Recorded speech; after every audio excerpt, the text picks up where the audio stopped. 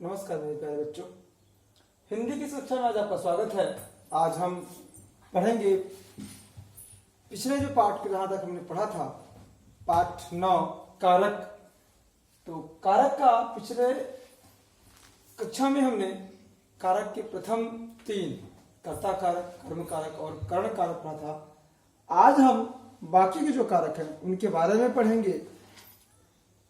उसके आगे बढ़ने से पहले हम आपसे बात कर लेते हैं मेरे प्यारे बच्चों कि जो बच्चे, काफ़ी सारे बच्चे वीडियो देख रहे हैं और इसका अभी ये मुझे रिस्पॉन्स भी मिल रहा है कि अब बच्चे जागरूक हो रहे हैं, वो अपनी उपस्थिति दर्ज करा रहे हैं। ऐसे बच्चों, जो बच्चे अभी भी गलती कर रहे हैं, वो भी अपनी उपस्थिति दर्ज कराएंगे।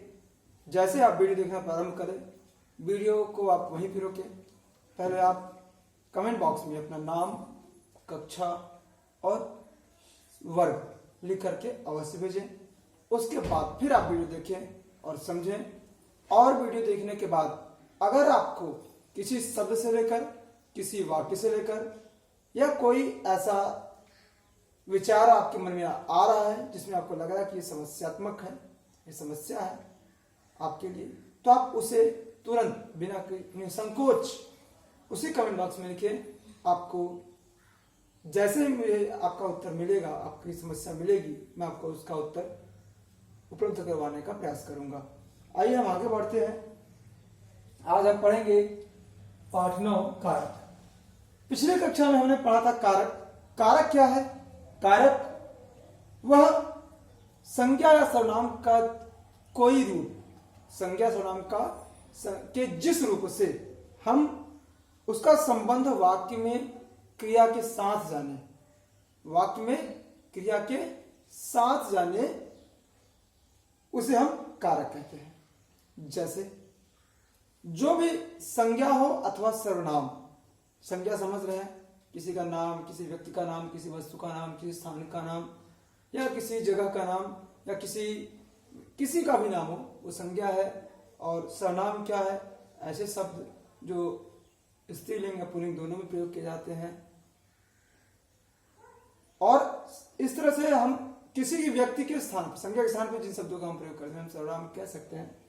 तो ये संज्ञा और सर्वनाम, इन दोनों के जिस रूप से क्रिया के साथ संबंध जाना जाता है, उसका संबंध वाक्य में प्रयुक्त क्रिया से जाना जाता है, उसे हम कारक कहते हैं। कारक के भेद हमने पढ़ा था पिछली कक्षा में कि कारक के 8 भेद हैं। कौन कौन से हैं? कर्ता, कर्म, करण, संप्रदान, अपादान, संबंध, अधिकरण और संबोधन। इसके अलावा सबका कारक चिन्ह है, जो हमने पिछली कक्षा में ही आपसे कहा था कि प्यारे बच्चों, कारक चिन्ह और कारक का नाम और हो सके तो इनकी विभक्तियां भी याद कर लेंगे। ये आपके संस्कृत और हिंदी दोनों में आपके लिए अत्यंत उपयोगी है। याद रखना, कभी भी आपको कोई भी अगर अनुवाद करना है तो प्रमुख रूप से आपको इसी की आवश्यकता पड़ेगी।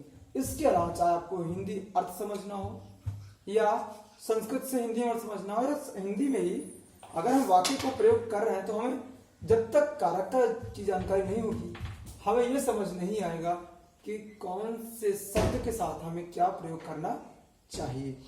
तो व्याकरण का एक प्रमुख अंग है कारक, तो इसे आपको याद करना है। कर्ता का कारक चिन्ह है ने, कर्ता ने। कर्म को, कर्म का कारक चिन्ह है को। कर्ण, कर्ण का कारक चिन्ह है से और के द्वारा। संप्रदान, संप्रदान का कारक चिन्ह है को और के लिए। और अपादान का कारक चिन्ह है से, अलग होने के अर्थ में। और संबंध, संबंध का कारक चिन्ह है काके की और रादेवी। अधिकरण है, अधिकरण का कारक चिन्ह है में, पर। और संबोधन, संबोधन का कारक चिन्ह है हे, अरे, आहा, अहो आदि। कहते हैं आहा कितना स्वादिष्ट भोजन है, तो आहा ये जो है संबोधन है। आगे हम आते हैं। अगर हम पिछले कक्षा को थोड़ा सा पुनः अभ्यास में अगर हम लें तो कर्ता कारक किसे कहते हैं? क्रिया को करने वाले को क्या कहते हैं? कर्ता। जो कार्य को कर रहा है, जो क्रिया को कर रहा है, वो कर्ता है। तो कर्ता कारक का चिन्ह शब्द के जिस रूप से क्रिया के करने वाले का पता चले, शब्द के जिस रूप से क्रिया के करने वाले का पता चले, उसे कर्ता कारक कहते हैं।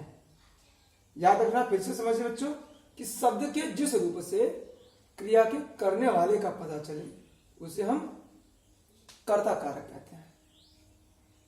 और इसका एक पहचान मैं आपको बता दूं, वाक्य कोई भी हो, अगर वाक्य लिखा है, वाक्य में कौन लगा देने से जो उत्तर मिले वो कर्ता होता है। जैसे कौन खाता है? राम खाता है या वह खाता है, तो वह सर्वनाम हो गया, कर्ता हो गया। और अगर राम लेते हैं तो राम खाता है, तो राम भी आपका संज्ञा कर्ता हो गया। आगे है कर्म कारक। कर्म कारक में क्रिया का प्रभाव या फल, क्रिया का प्रभाव या फल जिस संज्ञा या सर्वनाम पर पड़ता है, क्रिया का प्रभाव जिस संज्ञा सर्वनाम पर पड़ता है, उसे कर्म कारक कहते हैं। याद रखना बच्चों कि कर्म आप सीधे समझ लो, नाम से स्पष्ट है। कर्म अर्थात जो क्रिया और कर्ता से अलग है। जैसे मैं खाना खाता हूं, तो मैं तो कर्ता हो गया, खाता हूं क्रिया हो गया, तो क्या खाता हूं? कर्म हो गया। याद रखिएगा, कभी भी ये एक आप ट्रिक ही समझे कि अगर क्रिया के साथ क्या जोड़ देने से जो उत्तर मिले वो आपका कर्म कारक होता है। जैसे रजत पुस्तक पढ़ रहा है, रजत क्या पढ़ रहा है? पुस्तक पढ़ रहा है, तो पुस्तक क्या होगा? आपका कर्म हो गया। मोस्टली मैं ये नहीं कह रहा कि हमेशा आपके लिए यही क्या लगा देने से कर्म मिल जाएगा, ऐसा मैं आपको अपवाद भी दे सकता हूं। जैसे कृष्ण ने अर्जुन को उपदेश दिया, कृष्ण ने क्या उपदेश दिया, तो क्या अगर लगा देने से थोड़ा सा आपको दूसरी जगह पे आ जाएगा। गीता का उपदेश दिया, लेकिन अर्जुन को उपदेश दिया, ये नहीं उत्तर मिलेगा आपको। तो यहां पर याद रखना है आपको बच्चों कि जरूरी है कि हर जगह आपको यह उत्तर मिल ही जाए। इसके लिए आपको ध्यान रखना है कि आपको इतना दिमाग रखना है कि क्रिया और कर्ता को जिसके माध्यम से जोड़ा जाए या जिसका प्रभाव, क्रिया का प्रभाव जिस पर पड़े, वो आपका कर्म होगा। इससे आपको समझना है। जैसे रजत पुस्तक पढ़ रहा है, रजत क्या पढ़ रहा है? पुस्तक पढ़ रहा है। माँ बच्चे को सुला रही है, माँ किसको सुला रही है? बच्चे को सुला रही है। तो अगर को जुड़ जाए तो आप किसको भी जोड़ सकते हैं। कृष्ण किसको उपदेश दे रहे हैं, माँ किसको सुला रही है, तो अगर किसको भी जोड़ेंगे तो वहां पे आ जाएगा।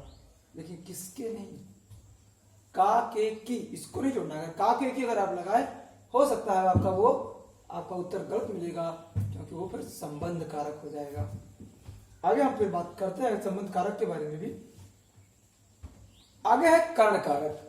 कर्ण कारक में प्यारे बच्चों, कर्ण का अर्थ है साधन, जिसके माध्यम से क्रिया को किया जाए, जिसके माध्यम से क्रिया को किया जाए, जिस साधन से क्रिया को किया जाए, वो है आपका कर्ण कारक।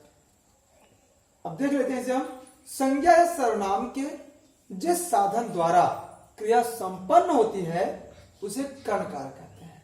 संज्ञा या सर्वनाम के जिस साधन द्वारा क्रिया संपन्न होती है, उसे कर्ण कारक कहते हैं। जैसे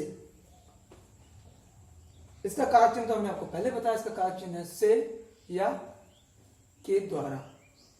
जैसे मोहन साइकिल के द्वारा स्कूल जाता है। मोहन किसके द्वारा स्कूल जाता है? साइकिल के द्वारा।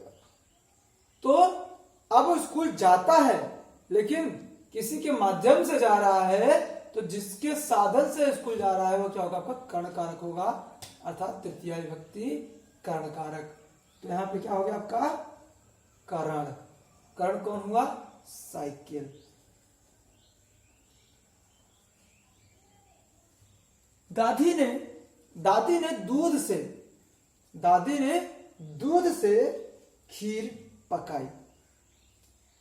दादी किससे दूध पकाई, सॉरी किससे खीर पकाई, दूध से। दूध क्या होगा आपका, कार्य कारक हो गया। दिव्या ने फूलों से रंगोली सजाई। दिव्या ने किससे रंगोली सजाई, फूलों से। तो जो आपका बना जो क्रिया है वो पूरी किससे हो रही है, फूलों से।